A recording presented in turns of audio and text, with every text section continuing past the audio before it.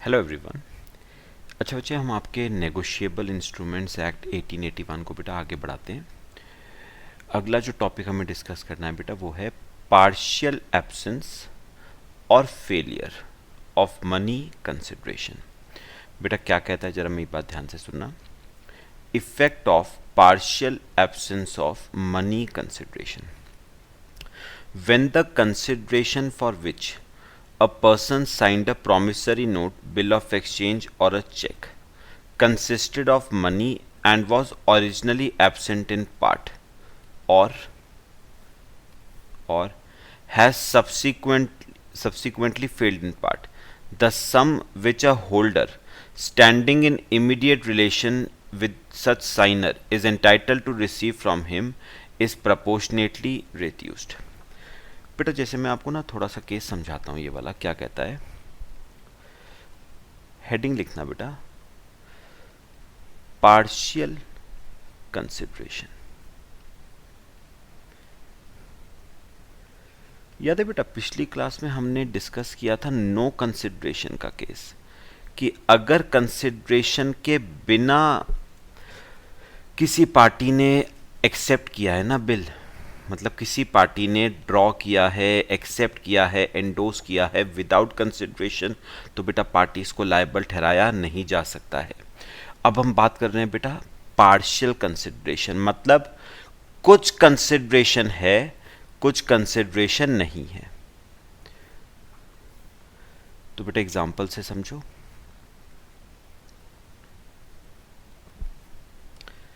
बेटा ए है, ठीक है, और बी।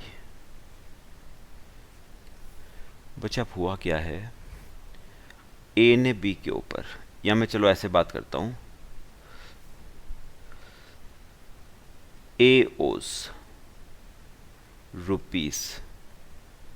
₹7,000 to be. तो इसका क्या मतलब हुआ, ए ने 7,000 रुपए बी के देने हैं, तो कायदे में बेटा बी को कितने का बिल ए के ऊपर ड्रॉ करना चाहिए, 7,000 का। लेकिन बेटा B draws a B R of ₹10,000 on A, और ए ने बी आर बेटा एक्सेप्ट भी कर लिया। तो ए ने बी के 7,000 देने थे, जबकि बी ने ए के ऊपर बी आर ड्रॉ कितने का किया, 10,000 का ड्रॉ किया। तो बेटा हम पता है क्या कहेंगे, हम कहेंगे ये जो 10,000 है ना, इसके दो पार्ट हैं। इसमें से बताओ कंसिडरेशन कितने का था बेटा, 10 में से कंसिडरेशन तो सिर्फ 7 का ही माना जाएगा ना। बाकी बेटा बाकी का बिल उसने ड्रॉ किया है फॉर अकोमोडेशन।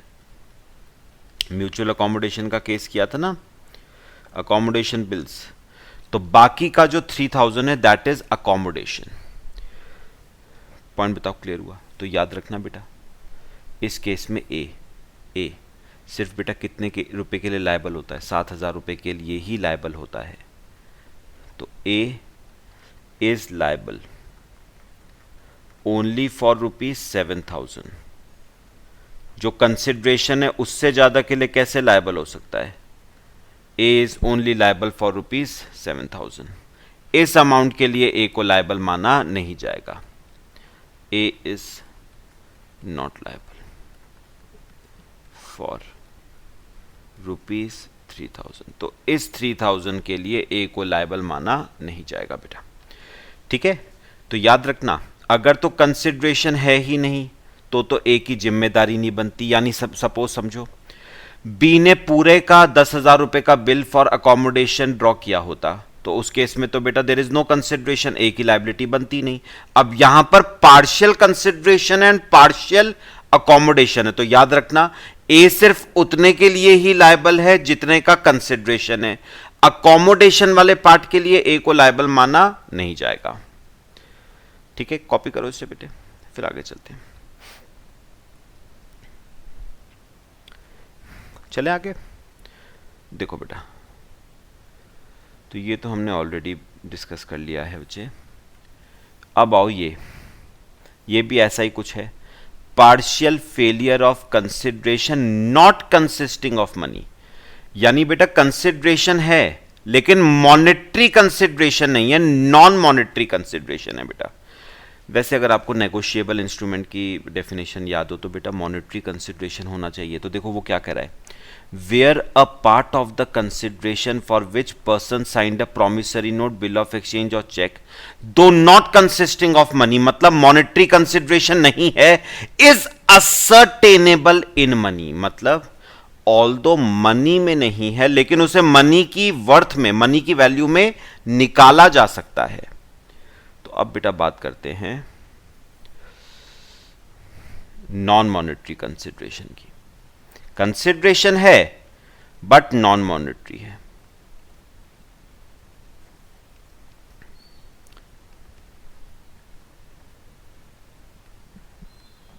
इसमें बेटा खैर खास कोई वैसे बात नहीं है, रूल वही वाला फॉलो हो रहा है। Non monetary consideration non monetary है but it can be measured in money terms, but it can be measured in money terms. It can be measured in money terms. और बेटा देखो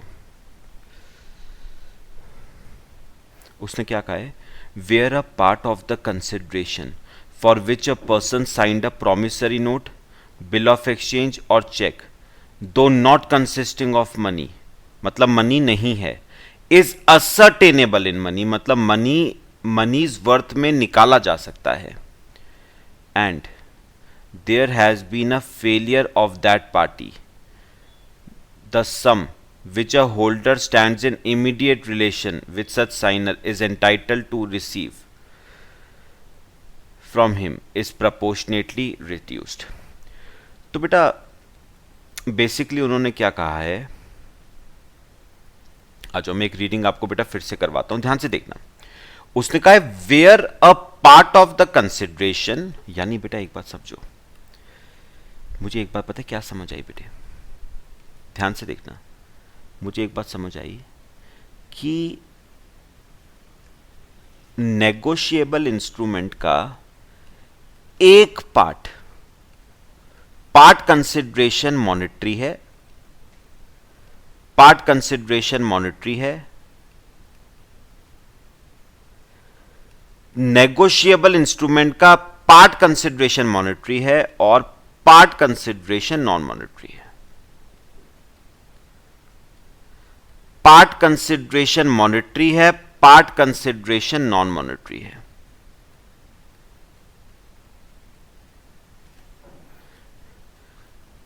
पार्ट कंसिडरेशन मॉनेटरी है, part consideration non monetary है। तो याद रखना बेटा, जो मॉनेटरी वाला पार्ट है उसके लिए तो पार्टीज विल बी लायबल, जो मॉनेटरी वाला पार्ट है पार्टीज विल बी लायबल, जो मॉनेटरी वाला पार्ट है उसके लिए तो पार्टीज लायबल होंगी। और आपको अच्छी तरह पता है बेटा नेगोशिएबल इंस्ट्रूमेंट की डेफिनेशन में नॉन मॉनेटरी कंसिडरेशन तो कवर्ड ही नहीं है, तो जो नॉन मॉनेटरी वाला पार्ट है उसके लिए पार्टीज नॉट लायबल, उसके लिए आपकी पार्टीज लायबल नहीं होंगी। ठीक है बेटा, कॉपी कर लो। तो मॉनेटरी कंसिडरेशन वाला पार्ट जो है उसके लिए पार्टीज लायबल होंगी, नॉन मॉनेटरी वाले पार्ट के लिए पार्टीज लायबल नहीं होंगी। ठीक है, चलो आओ बेटा एक नया टॉपिक बेटा शुरू करेंगे। टॉपिक का नाम है इनकोएट इंस्ट्रूमेंट। क्या होता है बेटा, बात समझनी है मेरी, बस ध्यान से। हेडिंग जरा लिखना, इनकोएट इंस्ट्रूमेंट्स।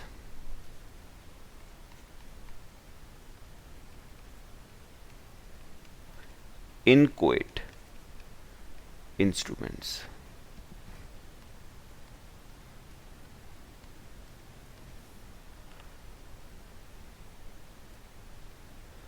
ध्यान से सुनना बेटा। पता है बच्चे, ये जो इनकोएट इंस्ट्रूमेंट्स होते हैं ना, इनका मतलब क्या होता है बेटा, इनकम्प्लीट इंस्ट्रूमेंट्स। मतलब वो इंस्ट्रूमेंट्स जो क्या हैं बेटा आपके इनकम्प्लीट।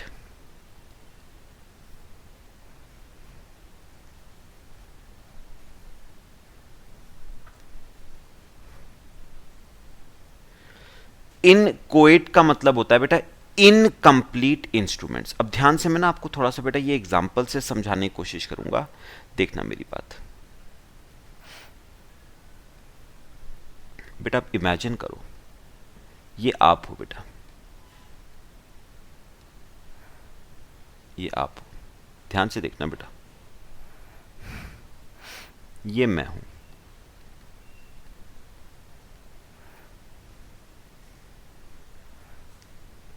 ठीक है, ये आप हो और ये मैं हूं। अब सुनो बेटा, बेटा आपने मुझे फीस पे करनी थी, ठीक है, आपने मुझे इंटरमीडिएट की फीस पे करनी थी 35,000 रुपीज़, ठीक है। आप मेरे पास आए,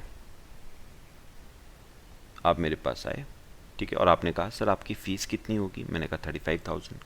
आपने क्या करा, आपने अपनी चेक बुक से चेक निकाला, ठीक है, उस पर अपने दस्तखत करे, साइन करा, ठीक है, और बाकी बेटा आपने वो चेक ना मुझे दे दिया, मतलब नेम आपने उसमें फिल नहीं करा,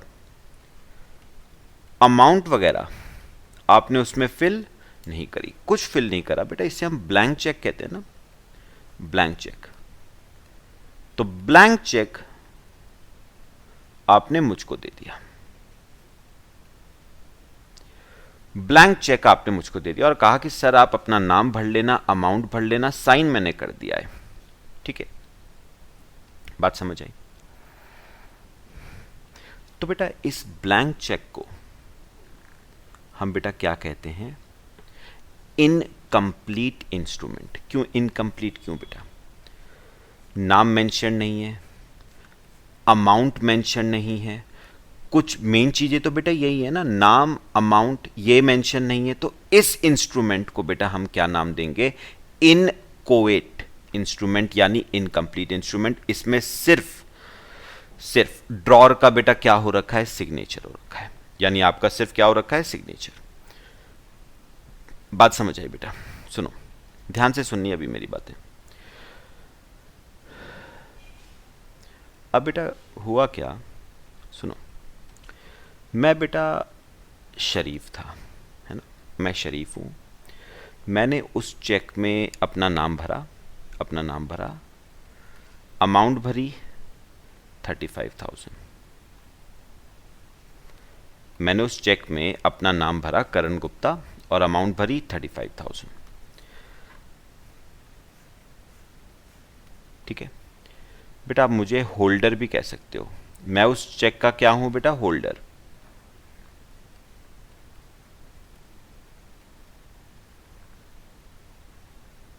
मैं उस चेक का क्या हूं, होल्डर। अब सुनो, मैं कुछ सिचुएशंस आपको दूंगा बेटा, वो देखना। तो इस केस में मेरे को बताओ आपकी लायबिलिटी, या मैं चलो ऐसा कहता हूं, सुनो ध्यान से सुनना जो मैं कहूंगा।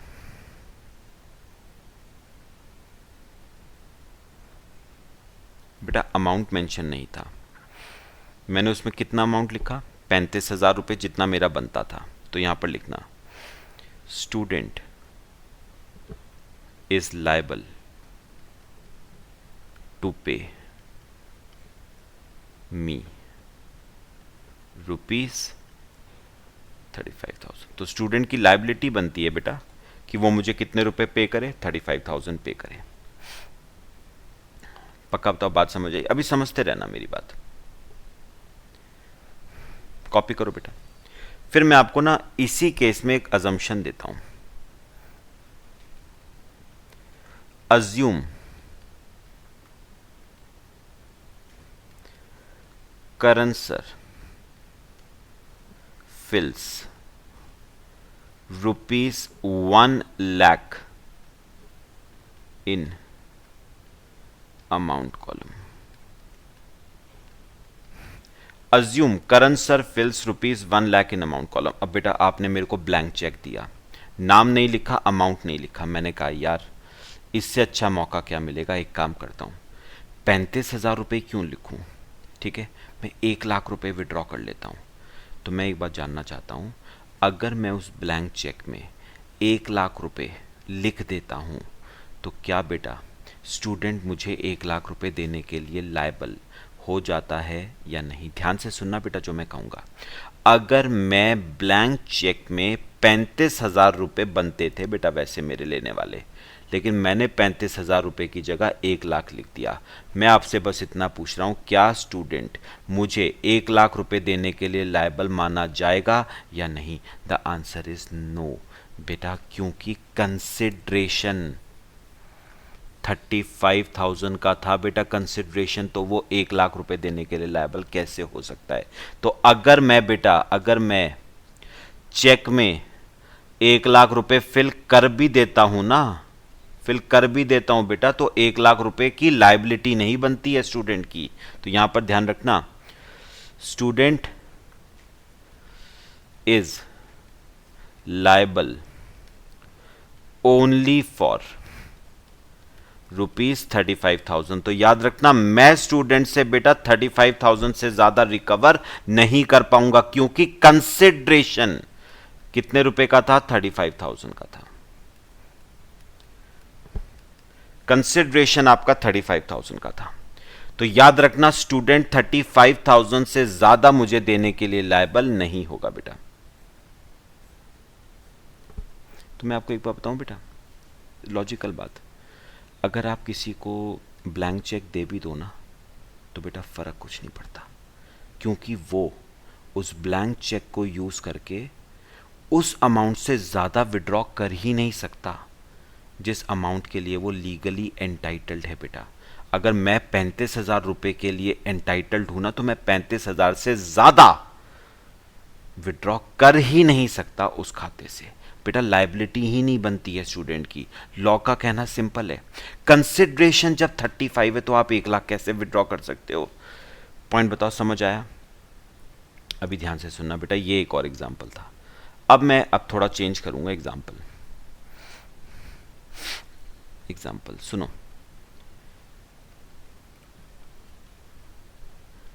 ध्यान से बेटा देखना। ये बच्चे स्टूडेंट है, ये स्टूडेंट है, ये मैं हूं,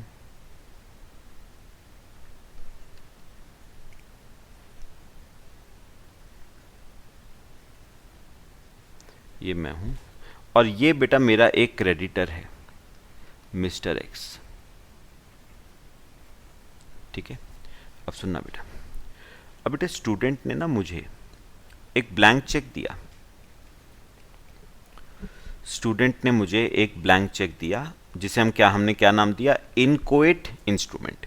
साइन कर दिया उस पे, ना नाम लिखा ना अमाउंट लिखी। मतलब इस ब्लैंक चेक पे स्टूडेंट का सिग्नेचर है, लेकिन ना स्टूडेंट का नेम है ना स्टूडेंट का अमाउंट है। अमाउंट नेम कुछ मेंशन नहीं करा है बेटा। ठीक है, अच्छा बेटा अब सुनो, अब एक बार बताओ बेटा, वैसे मुझे इस चेक पे अमाउंट कितना लिखना चाहिए था? 35,000 रुपये, क्योंकि मेरा लेने वाला बनता कितना था बेटा? 35 भी बनता था। लेकिन पता हुआ क्या, ये जो मिस्टर एक्स था ना, ये मेरा क्रेडिटर है, क्रेडिटर ऑफ करण सर। ये मिस्टर एक्स मेरा क्रेडिटर है, मुझे इसका पैसा देना है। कितना? 1 लाख रुपए देना है मुझे इसका। ठीक है, तो मैंने क्या करा, ये जो चेक था ना, ये जो चेक था ब्लैंक चेक जो मुझे स्टूडेंट ने दिया था, वो मैंने आगे एंडोर्स कर दिया। बेटा एंडोर्स क्या होता है वो अभी बाद में करेंगे हम। ये चेक मैंने आगे एंडोर्स कर दिया, किसको? मिस्टर एक्स को। ठीक है, और बेटा मैंने उस पर पता है कंसिडरेशन कितना लिख दिया? 1 लाख रुपए का कंसिडरेशन लिख दिया मैंने। भाई मिस्टर एक्स ने मुझसे 1 लाख लेना था, मैंने उसको 1 लाख रुपए का चेक क्या कर दिया? एंडोर्स। बेटा ऑल दो, समझना, ऑल दो 35,000 रुपए मुझे उस चेक पे लिखना चाहिए था, लेकिन मैंने उस चेक पे लिख दिया बेटा 1 लाख रुपए। पॉइंट बताओ, बात समझ आई? बेटा अब मैंने पिछले वाले एग्जाम्पल में ना अपने पॉइंट ऑफ व्यू से तो आपसे बात करी थी, होल्डर के पॉइंट ऑफ व्यू से बेटा, मैं था ना उस चेक का होल्डर, पहले मैं था उस चेक का होल्डर। बेटा होल्डर तो बेटा कितने रुपए रिकवर कर सकता है, उससे ज्यादा तो रिकवर कर ही नहीं सकता जितना उसका बनता है। तो मैं मैक्सिमम बेटा कितना रिकवर कर सकता हूं, मैक्सिमम तो मैं 35,000 ही रिकवर कर सकता हूं। तो आप चेक में ना बेटा 1 करोड़ भी लिख लोगे तो भी फर्क नहीं पड़ता, आप 35,000 रुपए से ज्यादा रिकवर नहीं कर पाओगे होल्डर, क्योंकि आपको जो चेक मिला था that was for consideration of ₹35,000, तो आप कंसिडरेशन से ज्यादा पैसा तो रिकवर कर ही नहीं सकते। अब बेटा सुनना, अब बेटा ये जो मिस्टर एक्स है ना, ये बेटा HDC है, होल्डर इन ड्यू कोर्स। ये मिस्टर एक्स आपका HDC है, होल्डर इन ड्यू कोर्स। ये आपका होल्डर इन ड्यू कोर्स है। और बेटा एक बात लॉ ने क्या कही, ये अगर आपको याद हो तो नेगोशिएबल इंस्ट्रूमेंट की डेफिनेशन भी थी बेटा। अगर होल्डर इन ड्यू कोर्स ने नेगोशिएबल इंस्ट्रूमेंट एक्वायर किया है बोनाफाइड, मतलब इन गुड फेथ, दूसरी बात फॉर वैल्यू, तो बेटा उस नेगोशिएबल इंस्ट्रूमेंट की property holder in due course के पास ट्रांसफर हो जाती है बेटा। तो मुझे एक बात बताओ बच्चे, मुझे एक बात का जवाब देना, मिस्टर एक्स ने ये नेगोशिएबल इंस्ट्रूमेंट एक्वायर किया बेटा, मुझसे एक्वायर किया ना, पहले बताओ बोनाफाइड एक्वायर किया या नहीं, मतलब उसे नहीं पता था, उसे नहीं पता था कि इस चेक पे अमाउंट कायदे में 35,000 आना चाहिए था, उसे ये नहीं पता था। उसे ये नहीं पता था कि जो मैंने कंसिडरेशन 1 लाख लिखा है कायदे में 1 लाख लिखना नहीं चाहिए। तो उसने जो ये चेक एक्वायर किया है वो बोनाफाइड एक्वायर किया है, गुड फेथ में एक्वायर किया है। और दूसरी बात फॉर कंसिडरेशन एक्वायर किया है। क्यों बेटा, उसे ये नेगोशिएबल इंस्ट्रूमेंट 1 लाख रुपए के बदले नहीं मिला है, बिल्कुल मिला है बेटा। तो क्योंकि उसने बोनाफाइड एक्वायर किया है, फॉर कंसिडरेशन एक्वायर किया है, तो बेटा याद रखना holder in due course HDC can recover ₹1 lakh on this cheque. तो बेटा होल्डर इन ड्यू कोर्स ने क्योंकि ये चेक एक्वायर गुड फेथ में करा, फॉर कंसिडरेशन किया, तो बेटा वो पूरे 1 लाख रुपए क्या कर सकता है, रिकवर कर सकता है। भाई उसकी क्या गलती, उसकी क्या गलती, मैं बस आपसे ये पूछ रहा हूं, उसकी बेटा कोई गलती नहीं है। तो याद रखना HDC बेटा कितने रुपए रिकवर कर सकता है, पूरे 1 लाख रुपए, पूरे 1 लाख रुपए इस चेक के अगेंस्ट वो क्या कर सकता है, रिकवर कर सकता है। ठीक है बेटा। हां, फिर स्टूडेंट चाहे तो मेरे ऊपर केस कर सकता है बेटा। होल्डर इन ड्यू कोर्स को वो छू भी नहीं सकता, क्योंकि होल्डर इन ड्यू कोर्स बेटा बोनाफाइड था एंड फॉर कंसिडरेशन उसने नेगोशिएबल इंस्ट्रूमेंट एक्वायर किया था। हाँ, मुझे वो 65,000 रुपए के लिए क्या कर सकता है बेटा, स्यू कर सकता है। ठीक है ना। तो 35,000 रुपए तो उसने मेरा देना ही था, तो 65,000 रुपए के लिए वो चाहे तो मुझे स्यू कर सकता है। पॉइंट बताओ बेटा, समझ आई ये बात सबको। तो याद रखना होल्डर, जो होल्डर है यानी मैं, होल्डर तो उस अमाउंट से ज्यादा पैसा रिकवर नहीं कर पाएगा जितना कंसिडरेशन उसका बनता है। Holder in due course cheque में लिखा हुआ पूरा अमाउंट रिकवर कर सकता है, प्रोवाइडेड वो बोनाफाइड हो एंड फॉर कंसिडरेशन उसने नेगोशिएबल इंस्ट्रूमेंट एक्वायर किया हो। एक दो बात मुझे अभी और बतानी है, कॉपी करो बेटा।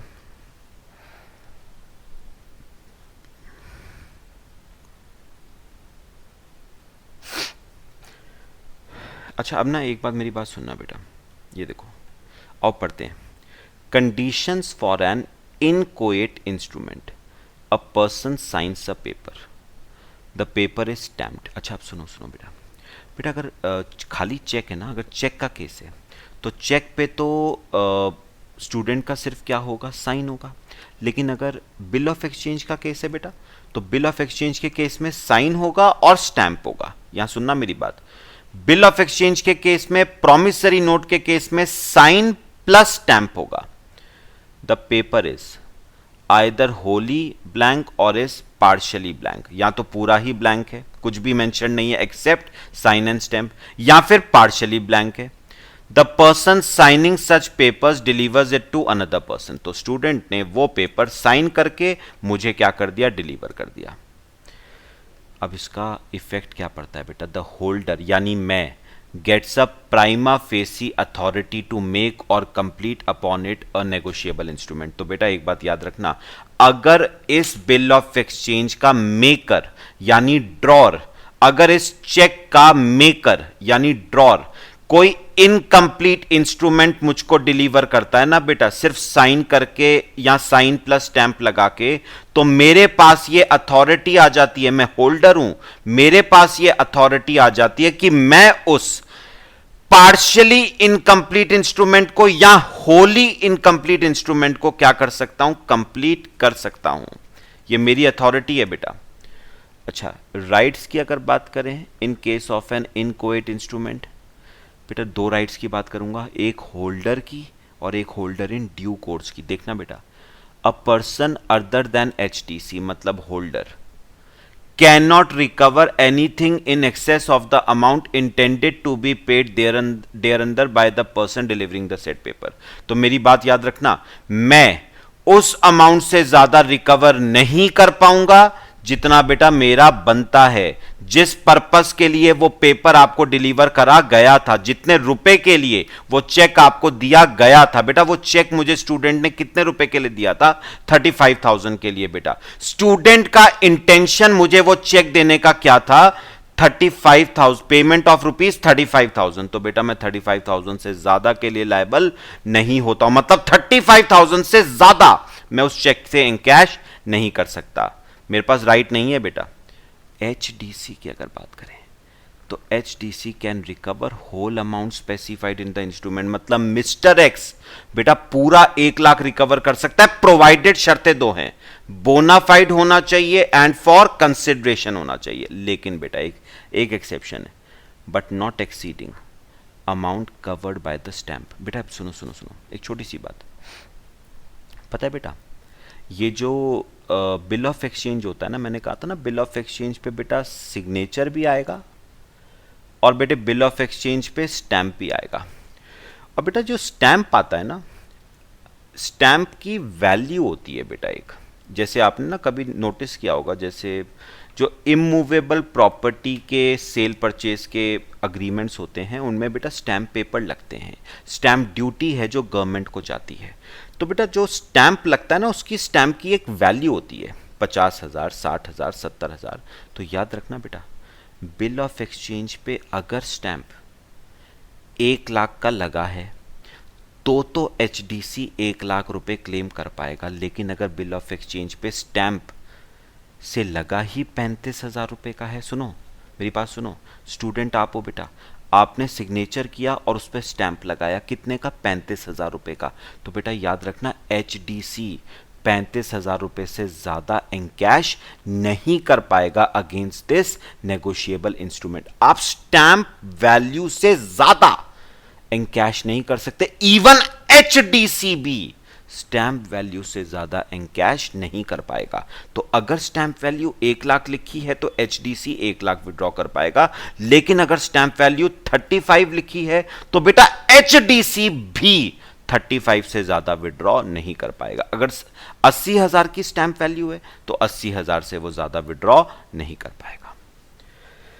पक्का बताओ, बात समझ आई बेटा? ये आपका कौन से इंस्ट्रूमेंट से बचे, इनकोएट इंस्ट्रूमेंट्स। समझ आया बेटा सबको? अच्छा बेटा, अगला जो हमारा डिस्कशन आता है दैट इज नेगोशिएशन। बेटा नेगोशिएशन का वर्ड मैंने आपको पहले भी बताया था ना, नेगोशिएबल। नेगोशिएबल का मतलब था बेटा ट्रांसफरेबल, वैसे नेगोशिएशन का क्या मतलब है, ट्रांसफर।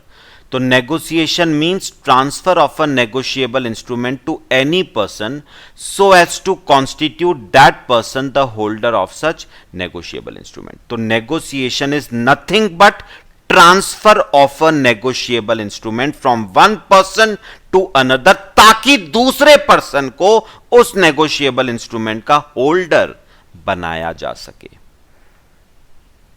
आओ बेटा, मैं थोड़ी थोड़ी बातें आपसे डिस्कस करूंगा। आगे चल रहे हैं बेटा, काम की बातें अब जरा। ठीक है बेटा, तो वर्ड नेगोशिएशन तो बेटा सिंपल ही है। खैर बेटा, नेगोशिएशन का क्या मतलब है? Transfer, transfer of a negotiable instrument, transfer of a negotiable instrument.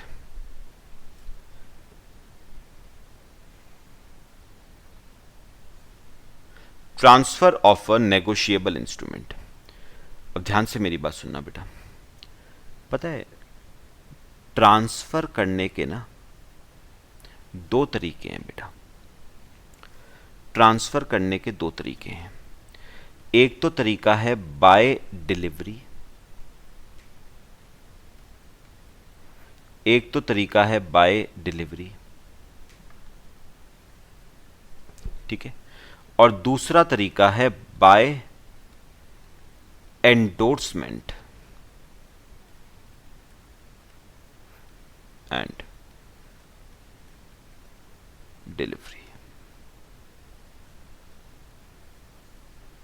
तो by delivery and by endorsement and delivery. तो बेटा, नेगोशिएशन करने के यानी ट्रांसफर करने के, नेगोशिएबल इंस्ट्रूमेंट को ट्रांसफर करने के बेटे दो तरीके हैं। एक तो है बाय डिलीवरी और दूसरा है बाय एंडोर्समेंट एंड डिलीवरी। बेटा एक बात याद रखना, याद है आपको क्लासिफिकेशन ऑफ नेगोशिएबल इंस्ट्रूमेंट्स में हमने पढ़ा हुआ है, बेयरर इंस्ट्रूमेंट्स होते हैं, ऑर्डर इंस्ट्रूमेंट्स होते हैं। बेटा याद रखना, अगर तो बेयरर इंस्ट्रूमेंट है ना, तो bearer instrument can be transferred by delivery.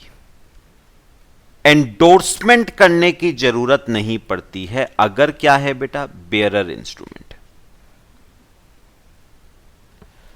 अगर बेयरर इंस्ट्रूमेंट है तो डिलीवरी के थ्रू आप उस नेगोशिएबल इंस्ट्रूमेंट को ट्रांसफर कर सकते हो, there is no need for endorsement. लेकिन बेटा अगर ऑर्डर इंस्ट्रूमेंट है,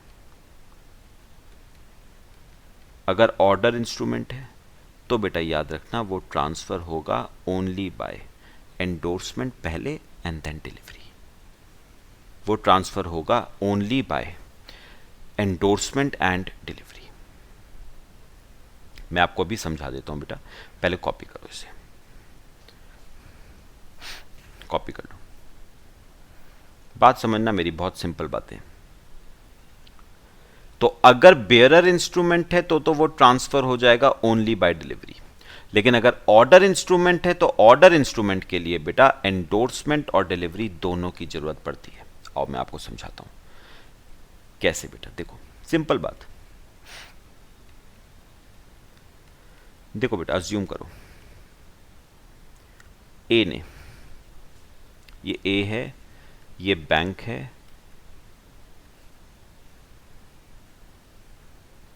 यहां चलो आप एक काम करो 2 मिनट,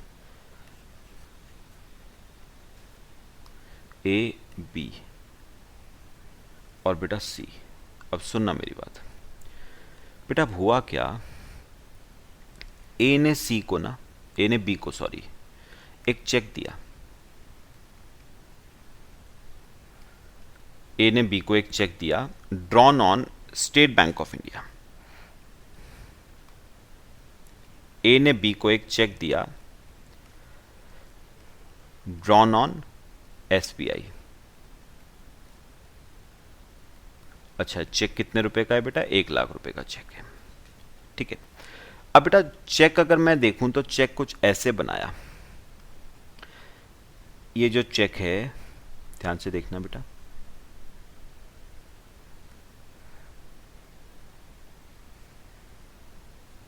बेटा चेक में यहां पर तो डेट आ जाती है ना, यहां पर डेट आ जाती है, यहां पर आ जाता है 2, फिर बेटा यहां पर आता है बेयरर ऑब्लिक ऑर्डर, ठीक है। फिर यहाँ पर अमाउंट आती है बेटा, वर्ड्स में लिखना होता है आपको, और यहाँ पर आपको अमाउंट फिगर्स में लिखनी पड़ती है। यहाँ पर बेटा अकाउंट नंबर आ जाता है, ए का अकाउंट नंबर आ जाएगा, और यहाँ पर उसका साइन आ जाएगा, सिग्नेचर आ जाएगा, किसका, ए का, है ना। कुछ ऐसे बनता है बेटा। अब सुनना मेरी बात ध्यान से। तो ए ने बेटा ये चेक दिया बी को, और यहां पर लिखा टू बी। किसका नाम लिखा है बेटा, बी का। इस चेक पे उसने लिख दिया बी का नाम, और बेटा ऑर्डर काट दिया, ऑर्डर काट दिया। तो बेटा ऑर्डर काट दिया, इसका मतलब ये इंस्ट्रूमेंट क्या बन गया बेटा, बेयरर इंस्ट्रूमेंट। और बेयरर इंस्ट्रूमेंट है ना बेटा, तो इसे एनकैश, इसे एनकैश कोई भी कर सकता है बेटा। ऑल्दो नाम किसका लिखा है, बी का लिखा है, लेकिन बी की जगह सी, सी की जगह डी, डी की जगह ई। जो जिसके पास है ना बेटा ये चेक, वो बैंक में जाके, एसबीआई के पास जाके इस चेक को क्या कर सकता है, एनकैश। पक्का बेटा। तो बात समझना, ऑल्दो नाम बी का लिखा है, लेकिन बी के बिहाफ पे कोई भी पर्सन बेटा इस चेक को बैंक के पास जाके क्या कर सकता है, एनकैश। और बेटा चेक कितने का है, 1 लाख रुपए का, 1 लाख ओनली। उसने ये चेक दे दिया बेटा बी को, तो बेयरर है चेक, चेक आपका बेयरर है, ठीक है। अब क्या हुआ बेटा, सुनो सुनो, अब क्या हुआ, ये बेटा सी है, ये 20 क्रेडिटर है, ये बी का क्रेडिटर है 1 लाख रुपए का। कितने रुपए का बेटा, 1 लाख का। तो बी ने क्या करा, ध्यान से सुनना, बी ने क्या करा, बी ने ये चेक आगे बेटा किसको दे दिया, सी को दे दिया, ठीक है। तो B transfers cheque in favour of C. और क्या बेटा वो कर सकता है ऐसा, वो बिल्कुल कर सकता है बेटा। मैंने आपको पहले ही कहा ना, बेयरर इंस्ट्रूमेंट के लिए बी का, ऑल्दो नाम बी का लिखा हुआ है बेटा, लेकिन बी के बिहाफ पे कोई भी एसबीआई के पास जाके उस चेक को क्या कर सकता है, एनकैश कर सकता है। तो कुछ नहीं करने की जरूरत है बेटा बी को, बी बस वो चेक किसको डिलीवर कर दे बेटा, सी को डिलीवर कर दे। तो बेयरर इंस्ट्रूमेंट के केस में ट्रांसफर बेटा सिर्फ डिलीवरी के थ्रू हो जाता है। तो बी ने जैसे ही वो चेक किसको डिलीवर किया, सी को बेटा, चेक क्या हो गया, ट्रांसफर हो गया। ओनली बाय डिलीवरी बेटा, आपको उससे ज्यादा की कुछ जरूरत नहीं है। अच्छा, फिर सी को डी का देना 1 लाख, तो सी क्या करेगा, ये चेक आगे डी को डिलीवर कर देगा, ठीक है। तो बेटा नेगोशिएबल इंस्ट्रूमेंट क्या हो गया, ट्रांसफर हो गया फ्रॉम सी टू डी। तो बेटा बेयरर इंस्ट्रूमेंट्स के लिए ना कुछ करने की जरूरत नहीं है। अगर आप बेयरर इंस्ट्रूमेंट को ट्रांसफर करना चाहते हो तो सिर्फ आपको वो नेगोशिएबल इंस्ट्रूमेंट डिलीवर करना पड़ेगा बस।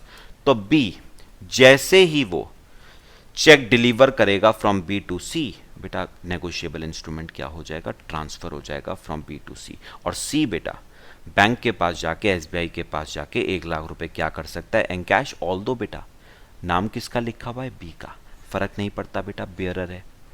बेयरर अगर होगा ना तो कोई भी पर्सन बेटा, कोई भी पर्सन बी के बिहाफ पे जाके बैंक से पैसा विड्रॉ कर सकता है। This is known as transfer by delivery, negotiation by delivery. और डिलीवरी हमेशा बेयरर इंस्ट्रूमेंट्स की होगी। अच्छा, एक और एग्जांपल बचे, अब देखना, डिफरेंस नोटिस करना आप। ए बी, चलो फिर से बात करते हैं बेटे।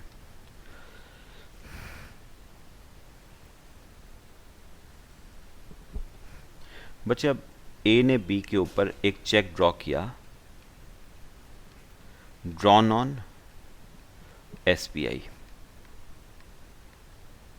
कितने रुपए का चेक बेटा, 1 लाख रुपए का चेक, ठीक है।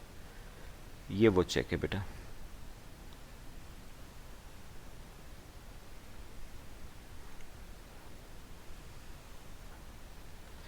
ठीक है, तो यहाँ पर आपका डेट मेंशन्ड है, यहाँ पर टू के आगे आएगा बेयरर ऑब्लिक ऑर्डर, फिर अमाउंट आएगी, पहले अमाउंट लिखनी होगी वर्ड्स में, फिर अमाउंट फिगर्स में आएगी, यहाँ पर अकाउंट नंबर आएगा, यहाँ पर सिग्नेचर आएगा किसका, ए का, सिग्नेचर आएगा ए का। ठीक है, अब सुनो, ए ने चेक किसको दिया बेटा, बी को, उसने यहाँ पर लिखा टू बी, और बेटा बेयरर काट दिया। तो बेटा याद रखना, इस चेक को सिर्फ और सिर्फ बेटा कौन एनकैश करा सकता है, बी के अलावा बेटा दूसरा कोई पर्सन एनकैश नहीं करा सकता। 1,00,000 रुपए, 1,00,000 ओनली। ठीक है बेटा, यहां पर लिखा होगा ए का अकाउंट नंबर 16 डिजिट का।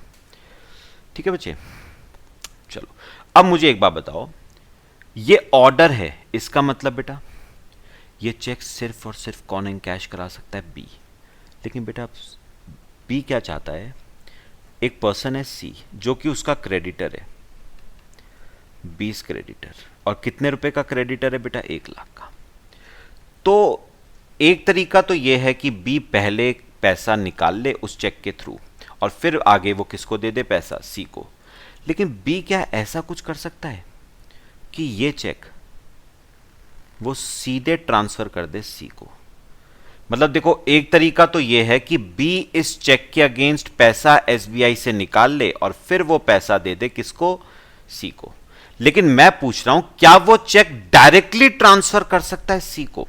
कर सकता है बेटा। B can transfer this cheque although it is an order instrument, although ये किसके खाते में जाएगा, सिर्फ बी के, लेकिन बी चाहे तो इसे ट्रांसफर कर सकता है टू सी। लेकिन उसके लिए बेटा दो काम लगेंगे।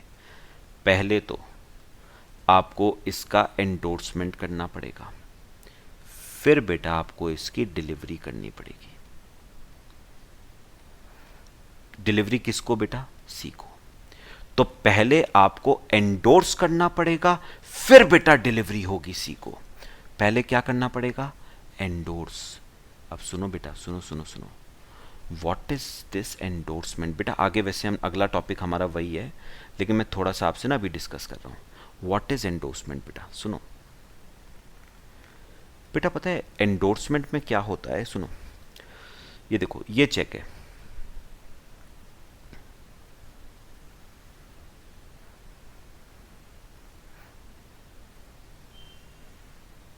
ये बेटा ये ना बैक पेज है, ये आपके चेक का बैक पेज है, उल्टा करके ना, ये आपका बैक पेज है। तो बेटा बस बी को क्या करना पड़ेगा, उस चेक के पीछे, उस चेक के पीछे लिखना पड़ेगा, उस चेक के पीछे लिखना पड़ेगा पे टू सी। उस चेक के पीछे लिखना पड़ेगा पे टू सी, और नीचे बेटा अपना क्या करना पड़ेगा, साइन। नीचे अपना करना पड़ेगा साइन। बेटा ये जो आपने पे टू सी लिखा है ना, इसका मतलब आपने एसबीआई को एक डायरेक्शन दिया है। क्या दिया है, एक आपने बैंक को एक डायरेक्शन दिया है कि मुझे मेरी जगह 1,00,000 रुपए किसको पे कर देना, सी को। Pay ₹1,00,000 to C instead of B. ये मैं आपको सिर्फ समझाने के लिए बता रहा हूं, लेकिन लिखा सिर्फ कितना होता है, पे टू सी। मतलब बेसिकली मैं एसबीआई को क्या दे रहा हूं बेटा, एक डायरेक्शन दे रहा हूं, एक कमांड दे रहा हूं कि पैसा मुझे नहीं देना है, मेरे बिहाफ पे वो पैसा किसको दे देना, सी को दे देना। तो बेटा जब तक पे टू सी नहीं लिखोगे, अपना सिग्नेचर नहीं करोगे, तब तक बेटा वो एंडोर्समेंट नहीं मानी जाती है। This is endorsement. ये जो आपने बेटा लिखा है ना और सिग्नेचर किया है, इसे हम कहते हैं एंडोर्समेंट।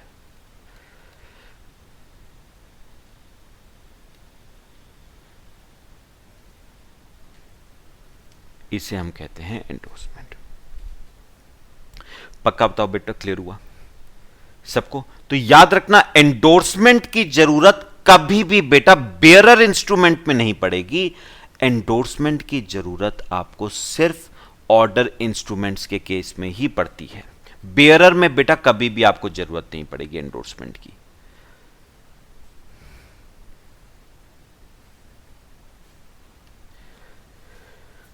पक्का बताओ, बात समझ आई? अभी बेटा मैं एंडोर्समेंट पे अभी आगे डिस्कशन और करूंगा, कोई दिक्कत किसी को? तो this is known as endorsement and delivery. तो पहले मैंने चेक के बैक पेज पे लिखा पे टू सी और सिग्नेचर किया, और फिर वो चेक मैंने आगे डिलीवर कर दिया सी को। This is known as transfer by endorsement and delivery. लो बेटा, ये आपके टाइप्स ऑफ नेगोशिएशन है, नेगोशिएशन बाय डिलीवरी और negotiation by endorsement and delivery. चले आगे बच्चे, चलो बाकी बेटा ये तो हमारा हो गया। खैर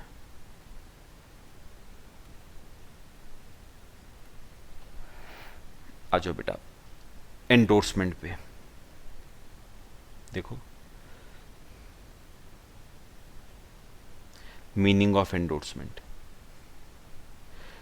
एंडोर्समेंट मीन्स बेटा साइनिंग ऑन द फेस और back of the negotiable instrument. तो साइनिंग करना या तो चेक के फ्रंट पेज पे या चेक के बैक पेज पे, और on a slip of paper annexed to the negotiable instrument. बेटा होता क्या है मैं आपको थोड़ा सा समझा देता हूं। इमेजिन करो बेटे, इमेजिन करो बी ने लिखा पे टू सी, ठीक है, और आगे दे दिया सी को। सी ने लिखा, यहां पर सुनो मेरी बात समझ के देखना बेटा, आप लोग मत लिखना, बस बात समझना।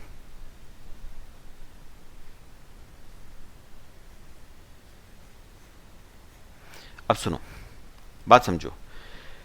बी ने लिखा पे टू सी, सी ने लिखा पे टू डी, नीचे सिग्नेचर कर दिया। डी ने लिखा पे टू ई, सिग्नेचर कर दिया। ई ने लिखा पे टू एफ, सिग्नेचर कर दिया। एफ ने लिखा पे टू जी, सिग्नेचर कर दिया। पे टू एच, जी ने लिखा पे टू एच, सिग्नेचर कर दिया। अब बेटा ये तो बैक पेज ही भर गया पूरा चेक का। अब क्या किया जाए? तो बेटा कई बार क्या किया जाता है, इस नेगोशिएबल इंस्ट्रूमेंट के साथ ना एक पेपर अटैच कर दिया जाता है। तो बेटा अगर नेगोशिएबल इंस्ट्रूमेंट के बैक साइड पे जगह खत्म हो गई है तो नेगोशिएबल इंस्ट्रूमेंट के साथ एक पेपर अटैच कर देना बेटा, और उस पेपर पे आप जिसको एंडोर्स करना चाहते हो उसका नाम बेटा लिख देना। तो पे टू एच तक तो यहां पर आ गया। अगर एच एंडोर्स करना चाहता है पे टू आई, आई करना चाहता है पे टू जे, जे करना चाहता है पे टू के। तो बेटा ये जो स्लिप ऑफ पेपर आपने अपने नेगोशिएबल इंस्ट्रूमेंट के साथ अटैच किया है ना, इसको हम नाम बोलते हैं एक एलॉन्जे। ये लिख लेना बेटा, जो slip of paper negotiable instrument के साथ अटैच करी जाती है उसे हम नाम देते हैं एलॉन्जे। बेटा स्लिप ऑफ पेपर अटैच करने की जरूरत तभी पड़ती है जब स्पेस आपके नेगोशिएबल इंस्ट्रूमेंट में बेटा खत्म हो जाए। तो उस केस में आप एक स्लिप नेगोशिएबल इंस्ट्रूमेंट के साथ बेटा क्या कर सकते हो, अटैच कर सकते हो। उस स्लिप ऑफ पेपर को हम क्या नाम देते हैं, एलॉन्जे। पक्का बताओ, बात समझ आई बेटे? तो ये जो स्लिप ऑफ पेपर है इसे हम नाम देते हैं एलॉन्जे।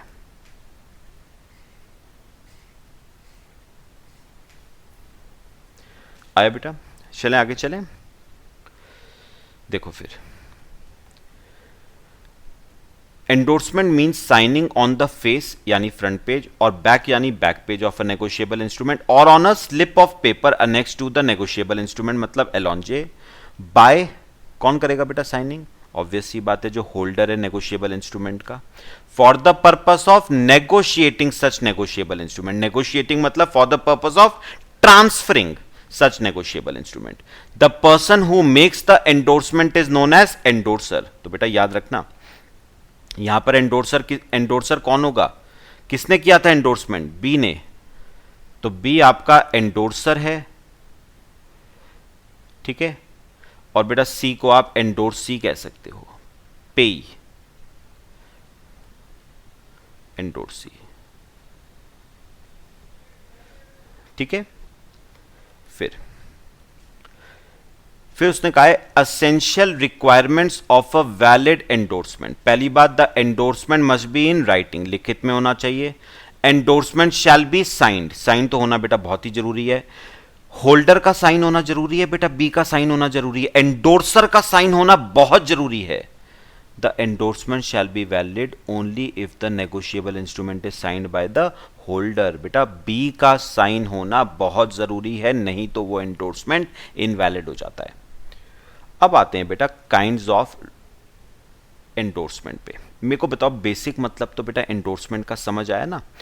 नेगोशिएबल इंस्ट्रूमेंट के बैक साइड पे आप जिसके फेवर में एंडोर्स करना है उसका नाम लिख दो और अपना साइन कर दो, एंडोर्समेंट हो जाएगा बेटा।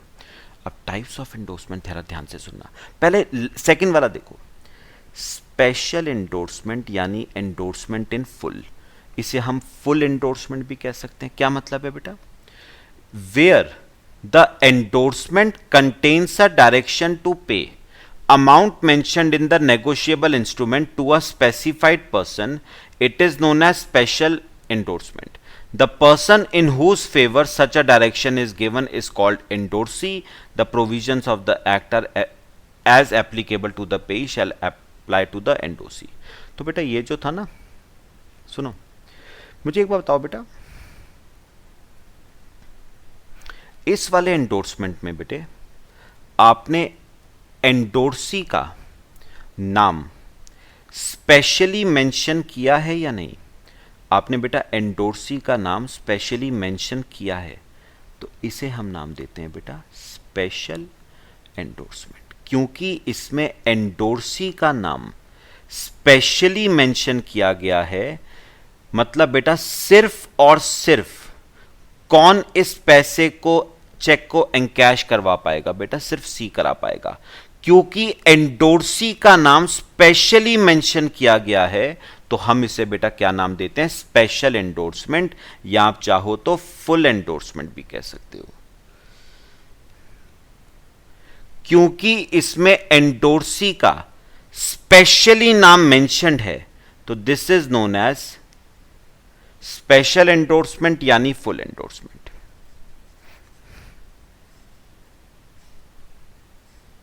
ठीक है बेटा, लो ये तो हो गया बेटा कौन सा एंडोर्समेंट? स्पेशल। अब आओ ऊपर वाले पे, जनरल एंडोर्समेंट यानी endorsement in blank. General endorsement means an endorsement made by the endorser without writing the name of the endorsee. अब ये सुनना जरा बेटा ध्यान से सुनना बेटा। अब बेटा ये जनरल एंडोर्समेंट क्या होता है, ये देखो।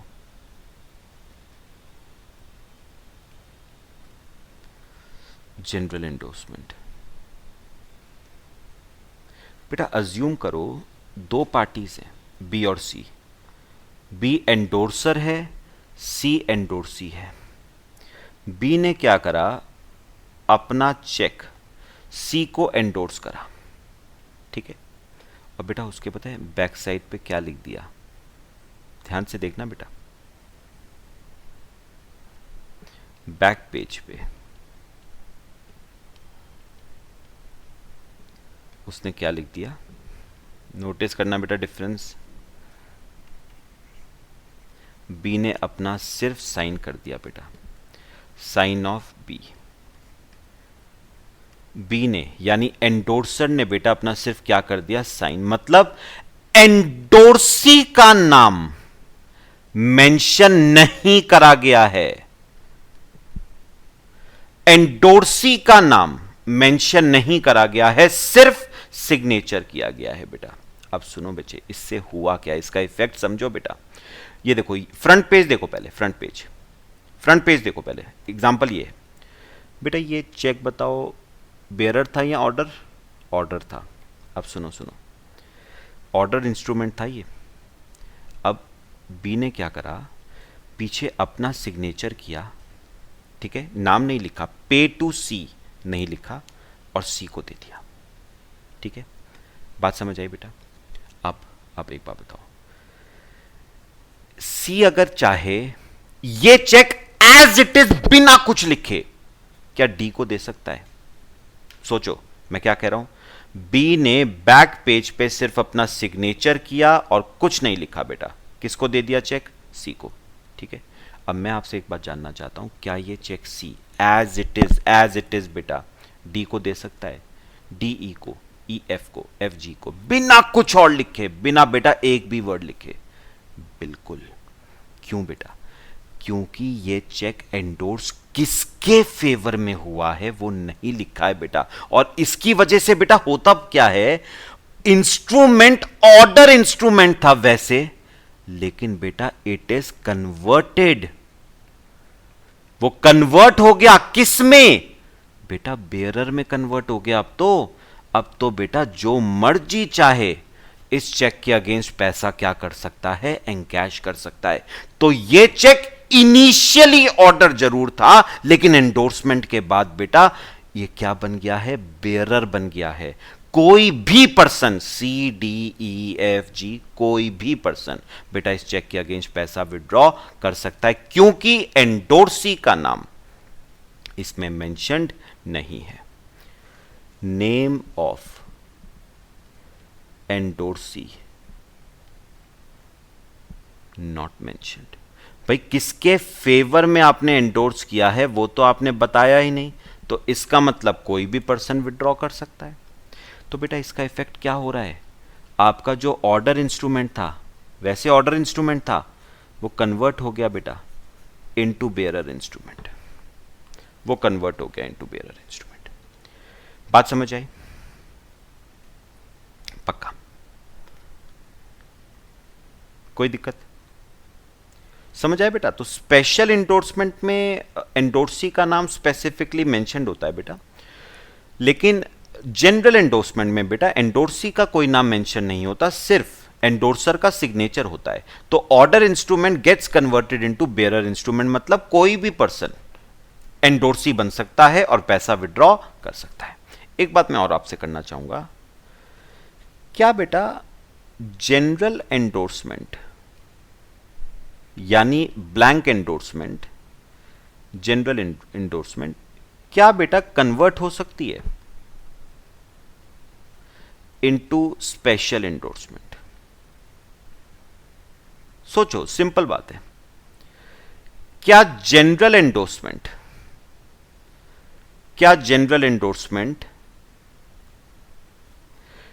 कन्वर्ट हो सकती है इनटू स्पेशल एंडोर्समेंट? मतलब समझो, बी ने तो सिग्नेचर करके वो चेक किसको दे दिया? एंडोर्स कर दिया इन फेवर ऑफ बी ने तो चेक के बैक पेज पे सिग्नेचर किया और आगे बेटा ट्रांसफर कर दिया किसको? सी को। मैं अब ये जानना चाहता हूं, ये जनरल एंडोर्समेंट क्या सी चाहे तो कन्वर्ट कर सकता है इनटू स्पेशल एंडोर्समेंट? सोच के देखो बेटा, मैं आपको अभी बताता हूं। ये देखो, ये बेटा बी है और ये सी है। बात समझना बेटा, बी ने सी को चेक दिया, ठीक है, और उसके बैक पेज पे, वैसे वो चेक ऑर्डर था, उसके बैक पेज पे सिर्फ अपना बताओ बेटा क्या करा? सिग्नेचर किया चेक के बैक पेज पे, अपना क्या किया बेटा? सिग्नेचर, ठीक है, और उसने वो चेक बेटा किसको दे दिया? सी को। उसने वो चेक दे दिया सी को। तो बेटा पहले बताओ, नाम नहीं लिखा हुआ ना एंडोर्सी का, तो कौन सा एंडोर्समेंट है? General endorsement. एंडोर्सी का नाम नहीं मेंशन्ड है तो जनरल एंडोर्समेंट है। ठीक है बेटा? अब एक बात सुनो, अब बेटा ये चेक सी दे रहा है डी को, ये चेक बेटा सी दे रहा है डी को। मैं आपसे ये जानना चाहता हूं, क्या इस चेक को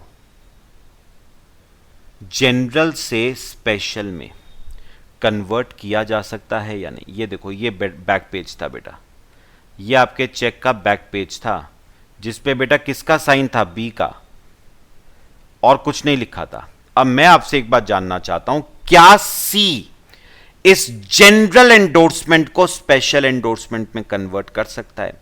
बिल्कुल बेटा, साइन तो हो ही रखा है ना बी का, बस क्या लिख दे? पे टू डी। लो, पे टू डी लिखते ही बेटा ये जनरल एंडोर्समेंट से किस में कन्वर्ट हो गया? स्पेशल एंडोर्समेंट में। तो यानी याद रखना, अब ये बेयरर नहीं बना, अब तो बेटा ये कौन एनकैश करा पाएगा? डी ही एनकैश करा पाएगा बेटा। क्लियर हुआ सबको? तो बेटा जनरल एंडोर्समेंट को अगर स्पेशल एंडोर्समेंट में कन्वर्ट करना है तो एंडोर्सी का नाम बैक पेज पे क्या कर दो? स्पेसिफाई कर दो, बात खत्म हो गई। ये आपका बेटा क्या बन जाएगा? Special endorsement.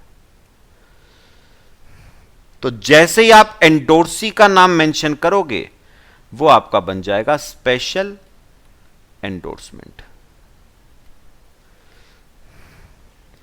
सब बताओ बेटा, बात समझ आ रही है सबको? मेरे ख्याल से जनरल स्पेशल एंडोर्समेंट दोनों का मतलब क्लियर हुआ।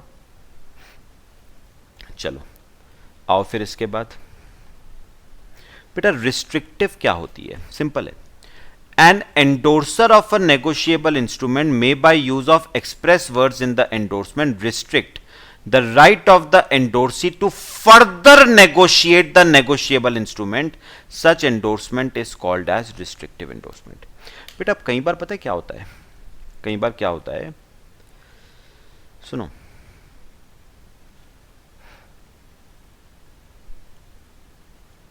हेडिंग बेटा लिखना रिस्ट्रिक्टिव एंडोर्समेंट।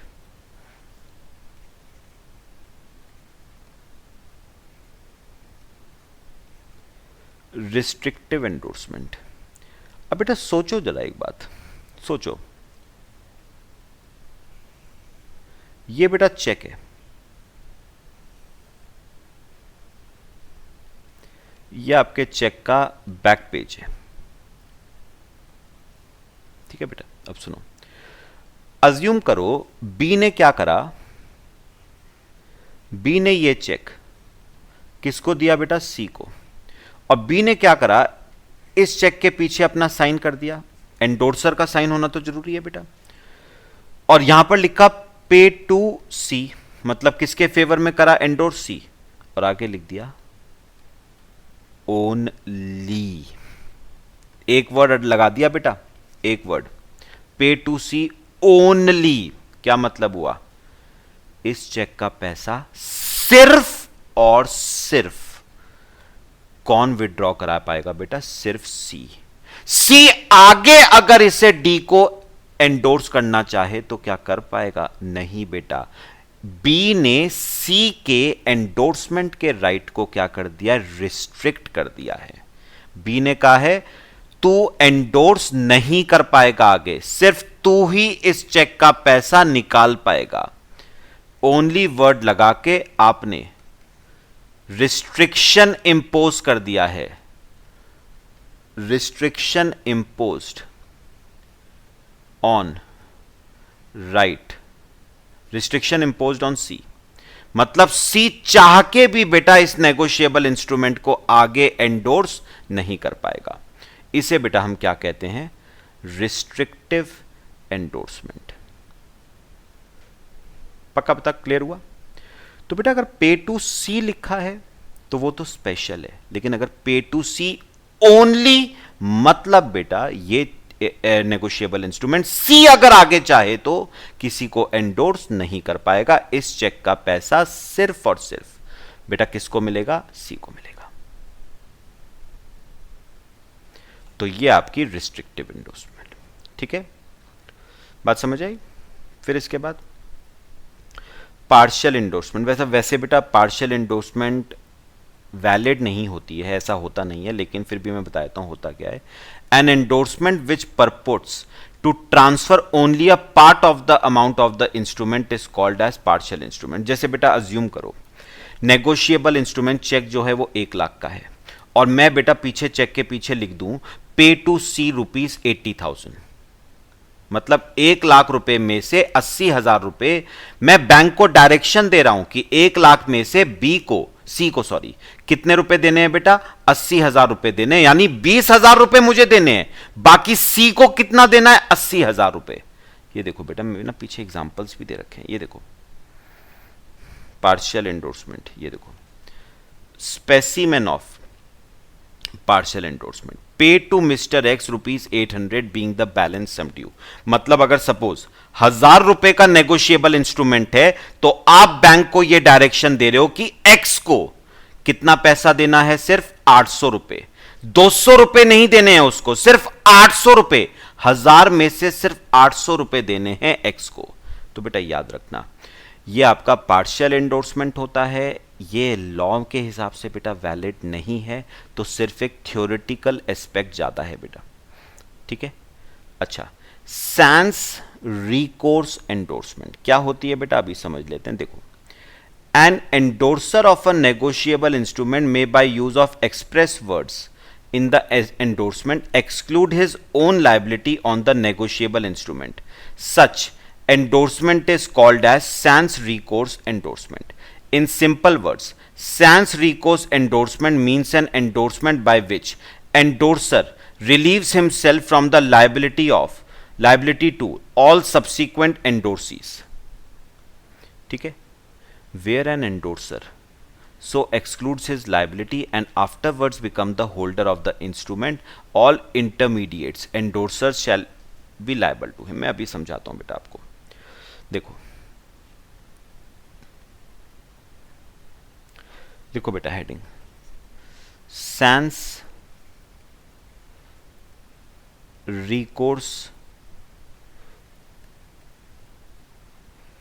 एंडोर्समेंट,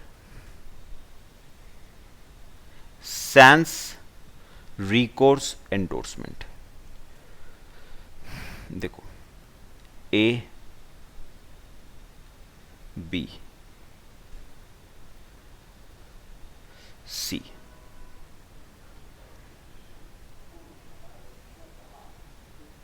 ए ने बेटा, ए ने बी के ऊपर बेटा एक बी आर ड्रॉ करा, कितने रुपए का? 1,00,000 रुपए का बी आर ए ने बी के ऊपर क्या करा बेटा? ड्रॉ। बात समझ आई बेटा? ठीक है। अब बी ने बेटा ये बिल क्या करा? एक्सेप्ट, और वापस किसको भेज दिया? ए को।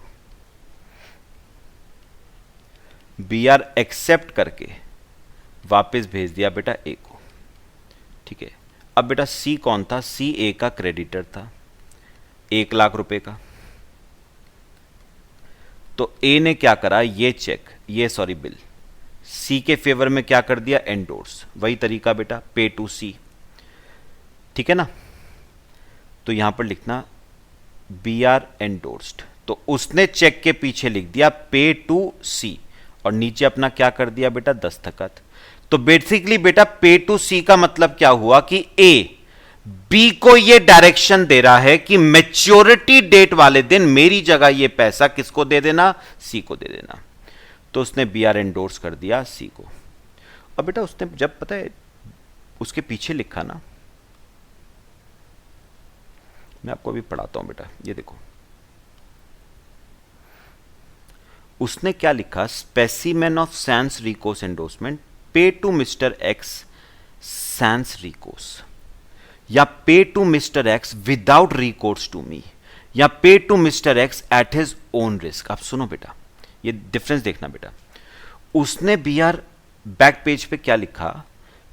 पे to mister C without recourse to me, without recourse to मी।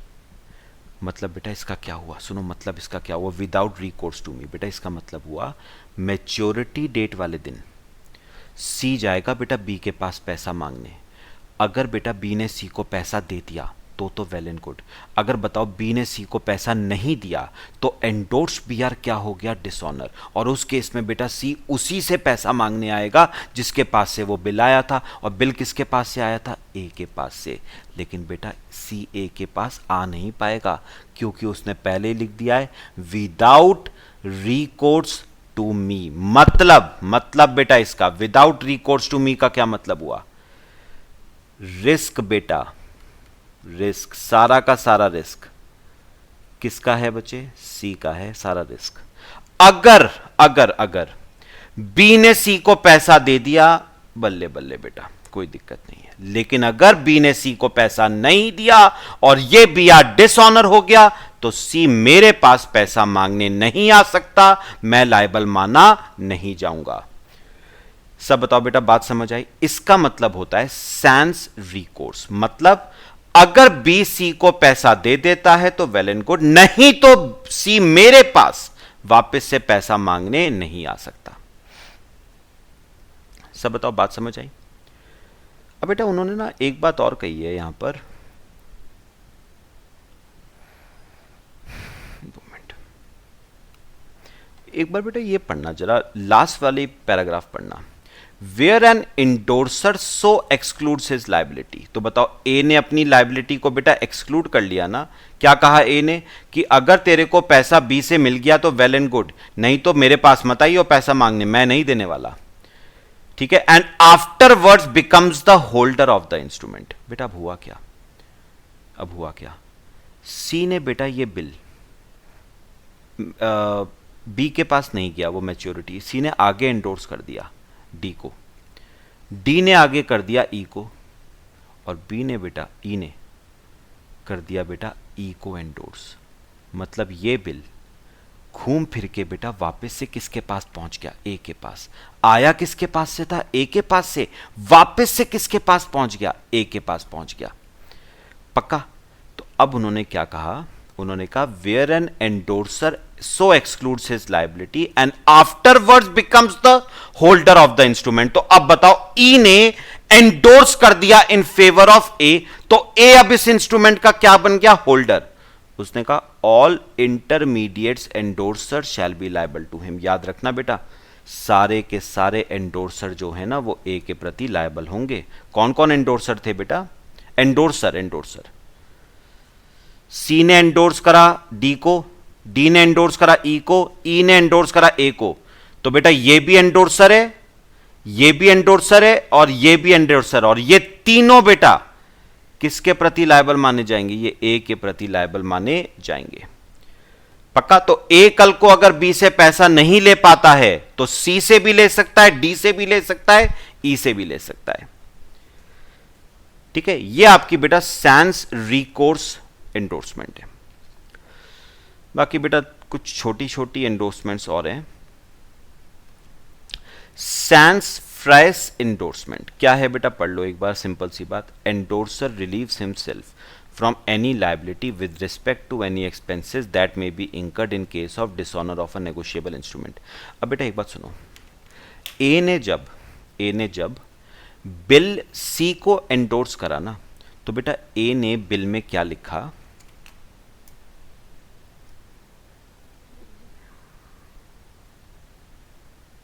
इसका ना बेटा कोई एग्जाम्पल नहीं दे रखा है, मैं आपको बता देता हूं अभी, सुनो बेटा। ए ने जब बिल सी को एंडोर्स करा ना, तो उसमें उसने क्या लिखा, सैंस फ्राइस एंडोर्समेंट। बेटा सैंस फ्राइस एंडोर्समेंट का मतलब क्या हुआ, सी जब मैच्योरिटी डेट वाले दिन, यहां पर देखना बेटा, सी बेटा ध्यान से देखना जरा, सी मैच्योरिटी डेट वाले दिन अगर बी से पैसा मांगने जाता है और बी दे देता है तो वेल एंड गुड। लेकिन अगर बी पैसा नहीं देता है तो बताओ बेटा बिल क्या हो जाएगा, डिसऑनर। और आपको अच्छी तरह पता है जब बिल डिसऑनर होता है ना बेटा, तो सी को इंकर करने पड़ेंगे कुछ खर्चे, जैसे नोटिंग चार्जेस। बेटा सी को क्या करने पड़ेंगे, इंकर। अब ए ने एंडोर्समेंट में साफ लिख दिया कि इन नोटिंग चार्जेस के लिए मुझको लायबल ठहराया ना जाए। मतलब मैं बिल का पैसा मैं दूंगा, मुझे कोई दिक्कत नहीं है, लेकिन मैं नोटिंग चार्जेस वगैरह, डिसऑनर का जो खर्चा है वो मैं बेयर नहीं करूंगा। तो बेटा अगर बिल 1 लाख रुपए का था तो ए 1 लाख रुपए के लिए कह रहा है मैं लायबल हूं, लेकिन अगर 1000 रुपए के नोटिंग चार्जेस इंकर करे because of default of B, तो बेटा उसके लिए ए लायबल नहीं होगा। This is known as sans frais endorsement. ठीक है, तो एक बार बताओगे बेटा सैंस रिकोर्स और सैंस फ्राइस एंडोर्समेंट में क्या मतलब है? सैंस रिकोर्स में तो वो कह रहा है बेटा मेरे पास आईओई मत लौट के, मैं ना तो तेरे को 1 लाख रुपए बिल के दूंगा, और अगर कल को बिल डिसऑनर हो गया तो ना 1000 रुपए उसका दूंगा। ठीक है, दिस इज सैंस रिकोर्स, मतलब मेरी कोई लायबिलिटी नहीं है इस बिल के प्रति। सैंस फ्राइस में वो क्या कह रहा है, बिल का पैसा मैं तेरे को दे दूंगा, लेकिन अगर कोई नोटिंग चार्जेस वगैरह तूने इंकर करे because of dishonour of bill, तो उसके लिए मैं लायबल नहीं होगा। ठीक है, फिर आता है बेटा facultative endorsement. Endorser waives any of his rights. तो बेटा अगर एंडोर्सर अपना कोई राइट वेव कर दे, that is known as facultative endorsement. जैसे pay to mister X notice of dishonour waive, तो उसने बिल को डिसऑनर करने का, नोटिस देने का राइट क्या कर दिया, वेव, दैट इज फैकल्टेटिव। अच्छा लास्ट, कंडीशनल और कंटिंजेंट एंडोर्समेंट। बेटा कंडीशनल मतलब which is dependent on a condition. जैसे बेटा देखो, ये देखो नीचे, pay to mister X on his marriage with miss Z, this is known as contingent यानी conditional endorsement, because it is dependent on happening और non happening of an event. तो in simple words conditional और contingent endorsement means endorsement by which endorser makes his liability dependent on happening of some event. हाँ बेटा, event जरूरी नहीं कि certain ही हो, यहां पर लिखा हुआ है बेटा, an endorser of a negotiable instrument may by use of express words make his liability dependent on happening of a specified event although such event may never happen, मतलब अनसर्टेन इवेंट भी हो सकता है। Such endorsement is known as contingent और conditional endorsement.